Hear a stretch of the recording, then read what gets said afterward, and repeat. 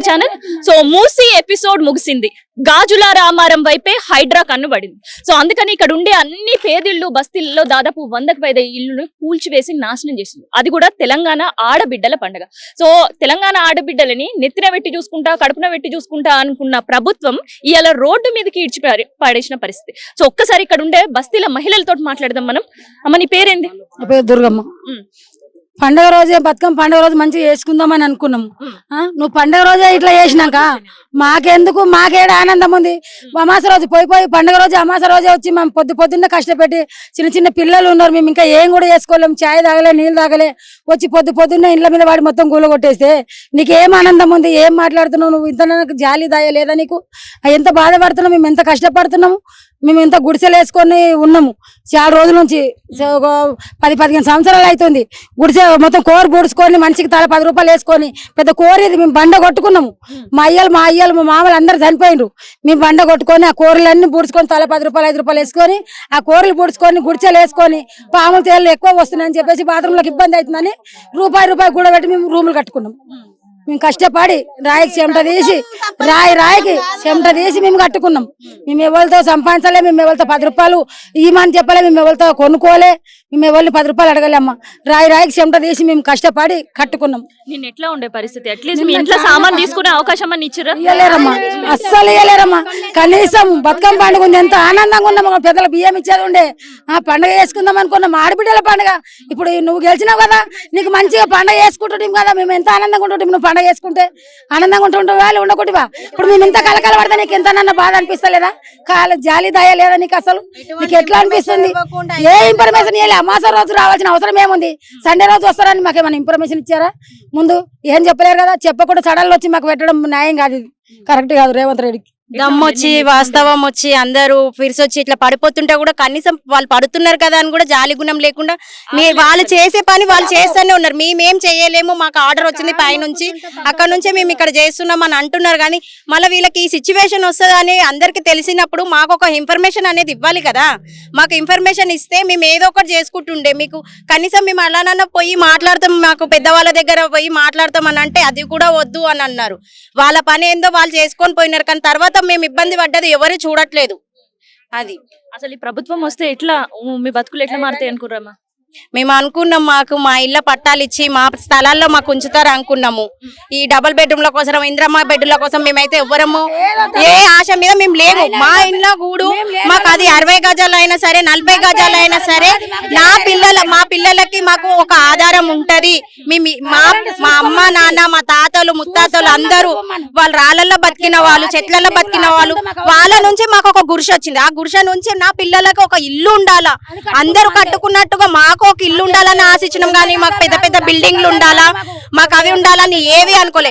ప్రభుత్వం మాకు కావాల్సిన సాయం చేయాల్సింది ఏంది అని అంటే మాకు మంచిగా పక్కా ఇల్లులు ఇవ్వాలా, మా ఉన్న దాగలనే మాకు పట్టాలు ఇప్పించాలా, మోరీలు అన్ని సదుపాయాలు చేసి మాకు మంచిగా ఉంచాలా. గానీ ఉన్నది కూడా గూల్ చేసి అన్ని చేసేసి మా పేదవాళ్ళ దగ్గర మీరు ఏం తీసుకుంటారు? పసి గుడ్డులు పట్టుకొని ఉంది. పిల్లలను కూడా చూడలేరు మేడం. కాలు మొక్కుతుంటే కూడా దొబ్బేసారు, కానీ మమ్మల్ని మాత్రం ఇంత కనికరించలేదు.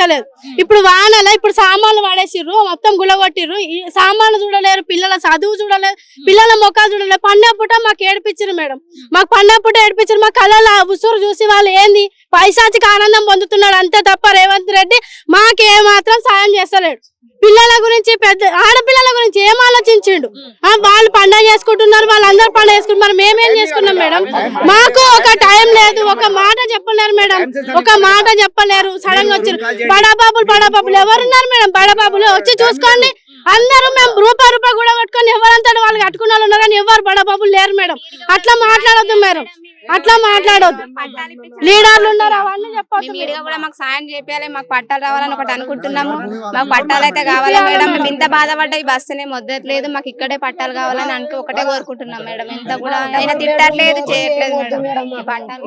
మా బస్తీ మాకు ఉంటే చాలు. మాకు ఎన్ని సంవత్సరాల నుంచి ఉంది? మేము 10-15 సంవత్సరం అవుతుంది మేడం. మాకు ఇక్కడ వచ్చి మాకు అందరు కలిసి సాయం చేస్తేనే మా బస్తీ మాకు కావాలి. మీకు ఏ డబుల్ బెడ్రూమ్ హోమ్ ఎక్కడ హోమ్ మేము అంతే.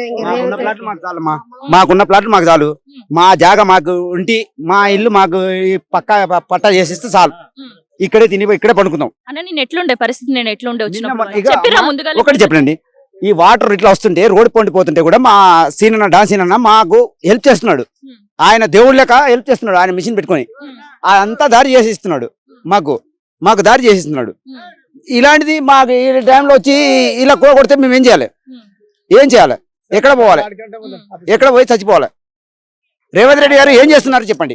మేడం మేము పిడుచులు వచ్చి పిల్లలు పడుతుంటే కూడా రోడ్డు మీద పడుతుంటే చూసుకుంటూ పోతున్నారు కానీ ఇట్లా కూడా పట్టించుకుంటలేరు మేడం. మరి మేము ఎట్లా బతకాలి? కిరాయి బతకాలలో బతుకుతుంటే మీరు వచ్చి కూలగొట్టి పెడితే మేము ఇప్పుడు మాకు ఏడవై బతకాలి? మేము కిరాయిలకు బతుకుంటున్నాము. సరే మాకు ఇళ్ళలో పనికోతున్నాం. మేము ఉన్నోళ్ళం కాదు, మేము కూలి పనికి పోయేటోళ్ళం.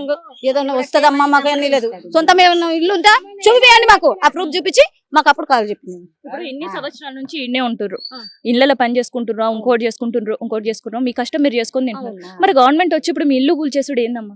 ఎందుకు? అది మాది గవర్నమెంట్ స్థలాలు హైడ్రా నుంచి ఆర్డర్ వచ్చింది అని అంటే మాకు తెలియదు మేడం. మేము 5 గంటలకు లేచినాం. 5 గంటలకు లేచేసరికి అప్పటికే వచ్చిండ్రు కూల కొడుతూనే ఉన్నారు. మాకు పర్మిషన్ అసలు ఆగండి అంటే కూడా ఆగట్లేదు. సామాన్ తీసేంత వరకు. మరి ఇంకెక్కడ పోయి బతకాలి మేము? పోయినసారి మాకు ఎక్కడున్నామో ఎందున్నామో అంత 3-4 సార్లు అయింది మేడం ఇప్పటికి రాబట్టి. ఫస్ట్ ఒకసారి పోలీసులు అంతా వచ్చిర్రు, ఒకసారి ఆపుకున్నాము, ఎదిరించుకున్నాము, మాట్లాడినాము, బతుకున్నాము. ఈసారి హైడ్రా అనేది సడన్ గా వచ్చేసిరు మేడం, ఇంటి మీద పడేసిరు. దిప్పి లేదు అసలు, మాకు మంచినీళ్ళు లేవు, ఏం చేయాలి మేడం? అప్పుడు కూల కొట్టిపోయితే అట్లా బతుకుతున్నాం, ఏదో ఇట్లా బతుకుతున్నాం. ఇప్పుడు మాకు ఇల్లు లేదు, ఆయన ఇల్లు ఇస్తాను, ఇల్లు కూడా ఇవ్వలేదు మాకు, ఇవ్వలేదు. ఆ పేపర్ కూడా నేను చూపిస్తా, నామినేషన్ చేసి పెట్టినా, కేసీఆర్ ఉన్నప్పుడు పెట్టినా నేను, మళ్ళీ ఈయన వచ్చినాక కూడా పెట్టినా, రాలేదు. నా పిల్లగాడు చిన్న పిల్లగానప్పుడు పెట్టినా, ఈయన చిన్న ఆయన, 2 కొడుకులు మేడం నాకు. మేము ఏదో ఇళ్ళలో పని చేసుకుని బతున్నాం, మాకు ఏవి లేవు. మరి మేమేడా బతకాలి? ఎవరు కాలు మొక్కాలి? ఇంకా మిమ్మల్ని గెలిపించింది మేము ఇందుకా?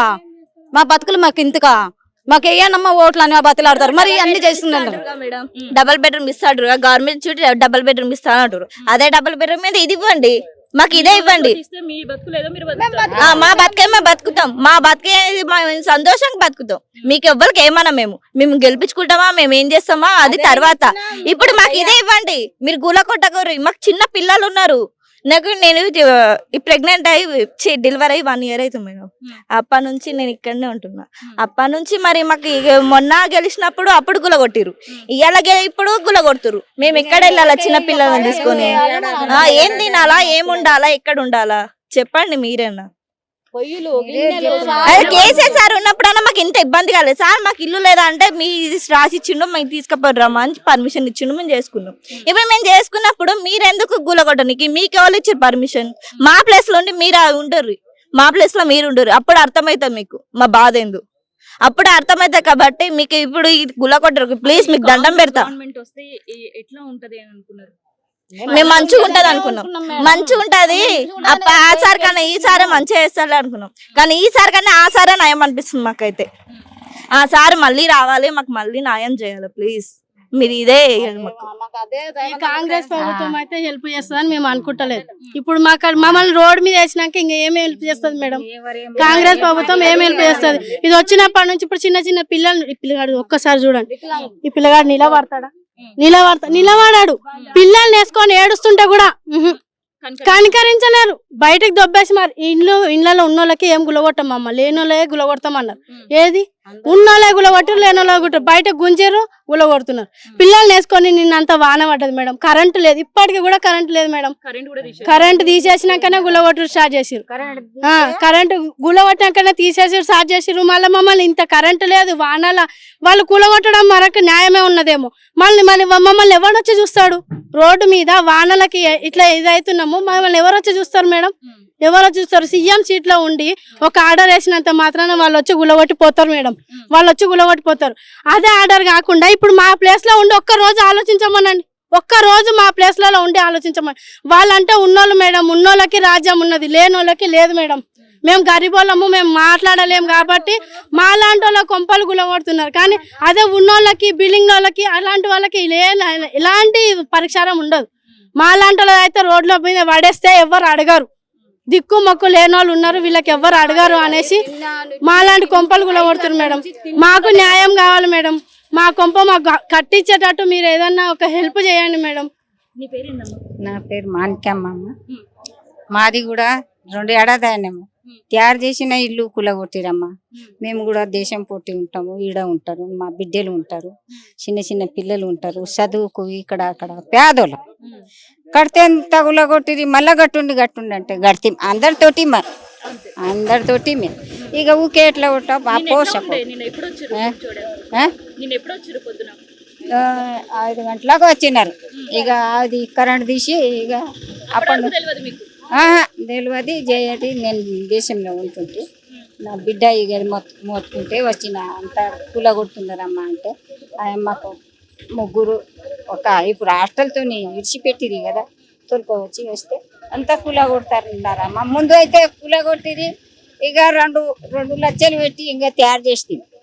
ఇక మళ్ళా వస్తుండారమ్మా, ఏం చేస్తాము రూపాయలు తయారు చేసి ఆడికెళ్ళి అదే ఆపు తెరవలేదు. అదే ఆపు ఇంకా కట్టిందంటే ఇంకా కూలగొడితే రోడ్డు మీద వండుకొని ఏం చేస్తాము, ఏం కష్టం చేస్తాం మేము ముసలిన్నాం. ఇక ఏడు నుంచి నా బిడ్డ ఉండదు ఇట్లా కూలగొడితే మళ్ళా కడితే మళ్ళా తయారు చేసి బిడ్డ ఈడ ఉండు అంటారు. నీళ్ళు లేవు, పాలు లేవు, కరెంట్ లేవు. అక్కడ తీసి గొయ్యకలు గరుకుతుండది, ఇది గరుకుతుండది, అంతా పాడు చేసి ఇక నేను వచ్చిన నా బిడ్డ ఏడుస్తుండేది. ఆయమ్మ కూడా పనికి పోతుంది, ఇండ్ల పని. నా పేరు అరుణ మేడం. ఏం చేసా ఇలా పని చేసుకుంటే బతుకుతాము, పని చేసి బతుకుతాం మేడం. ఇక గత 5-6 సంవత్సరాల నుంచి ఇక్కడ ఉంటున్నాం. మరి మేము ఎటు పోవాలా పిల్లలని తీసుకొని, మీరే చెప్పండి. ఎన్ని సంవత్సరాల నుంచి 6 సంవత్సరాలు మేము ఉండి. ఎలక్షన్స్ కి ఓట్లు అడగడానికి వచ్చారు. వచ్చారు. అప్పుడు వాళ్ళు ఏమనలేరా? ఏమంటారు మేడం, ఇక ఏమన్నారు, ఇంతే ఇలాగే మాట్లాడతారు. ఓటు వేయండి అని అడుగుతారు. ఓట్లు వేయండి అమ్మా, మీకు బాగా చేస్తాము, మీకు మంచి చేస్తాము అంటారు. ప్రచారానికి వస్తారు, చెప్తారు. చేయించుకుంటారు మేడం. అవి లేని వాళ్ళ పరిస్థితి ఏంటి మేడం, ఒకటే చెప్పండి. లేని వాళ్ళ పరిస్థితి ఏంటి? ఇలా ఉన్నాము, ఇలా బతుకుతున్నాము, పిల్లలు జల్లలు ఉండి చేస్తున్నాము, బతుకుతున్నాము. ఇప్పుడు గవర్నమెంట్ లో లేదంటారు. గవర్నమెంట్ లో లేనప్పుడు కరెంట్ ఎందుకు ఇస్తారు, రోడ్లు ఎందుకు వేపిస్తారు, డ్రైనేజ్లు ఎందుకు వేపిస్తారు? అవునా కదా, మీరే చెప్పండి. ఏపీయొద్దు, మీరు ఆర్డర్ ఇస్తేనే కదా ఇక్కడ అయ్యేది పని. పోయిన గవర్నమెంట్ లేపించారు ఇవన్నీ సౌలతులు మీకు? ఏపించారు మేడం. మరి ఈ గవర్నమెంట్ వచ్చిన తర్వాత మీకు జరిగింది ఏంటమ్మా? జరిగిందంటే ఈ గవర్నమెంట్ వచ్చినప్పటి నుంచి హైడ్రానే మొదలైంది మేడం. హైడ్రానే మొదలైంది. అన్యాయం జరిగిందా? అన్యాయమే, న్యాయం ఇవ్వట్లేదు మేడం, అన్యాయమే. నిన్న సార్ వాళ్ళకి వద్దు కూల్చొద్దని లాడాం, బతిమిలాడినా వినిపించుకోరు మేడం, బతిమిలాడినా వినిపించుకోరు. ఎంత ఒక 2 గంటల్లో మొత్తం కూల్చేసిరా? 2 గంటలు పొద్దున 5 నుంచి స్టార్ట్ చేస్తే మేడం 2:30, 3 అయింది. 3 వరకు ఎవరికి తిండి లేదు, నీళ్ళు లేదు, ఏం లేదు, అందరు ఎవరికి చాయ్ లేదు, ఏటి లేదు. ఇప్పుడు పసిపిల్లలు చాలా మంది ఉన్నారు మీ బస్సులో, వాళ్ళ పిల్లల పరిస్థితి ఏందమ్మా? ఇక అంతే మేడం, పిల్లలు సంకలో వేసుకొని రోడ్డు మీదనే వాళ్ళకి బతిమిలాడుకుంటూనే ఉన్నాం.